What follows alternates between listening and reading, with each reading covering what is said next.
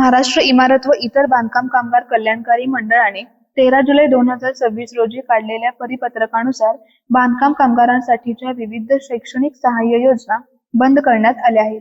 हे परिपत्रक तातडीने रद्द करून यापूर्वीप्रमाणे सर्व शैक्षणिक योजना सुरू कराव्यात अशी मागणी कामगार संघटना संयुक्त कृती समितीच्या वतीने करण्यात आली आहे. याबाबत समितीने प्रांत अधिकाऱ्यांना निवेदन दिले. निवेदनात असे म्हटले आहे की 1ली ते 8वी, 11वी तसेच पदवीच्या प्रथम, द्वितीय व तृतीय वर्षासाठी देण्यात येणारे शैक्षणिक सहाय्य बंद करण्यात आले आहे. तसेच मृत्यूचा लाभ मिळण्यासाठी 3 वर्षे नोंदणी असणे आवश्यक करण्यात आले आहे.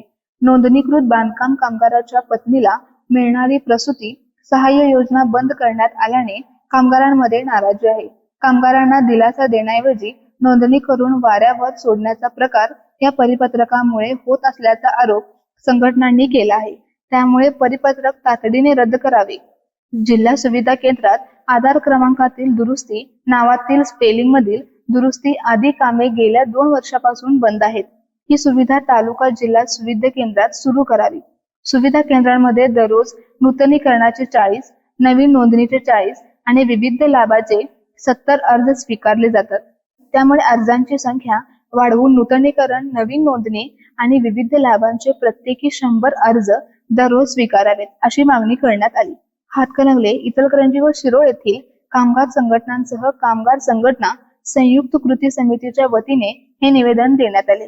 या निवेदनावर राजेंद्र निकम, आनंदा गुरव, मदन मुरगुंडे, बंडोपंत सातपुते, सचिन साठे, सुनील बारवाडे, दीपक रेपाळ, शंकर नंदरंगी, अमित वडर, परसराम कत्ती, सचिन बिरांजे, सदाशिव यादव, तौफिक नाईकवडे, रमेश खोत, सत्यजित निंबाळकर, अनिल जाधव, सादिक खालिका आदींच्या सह्या आहेत.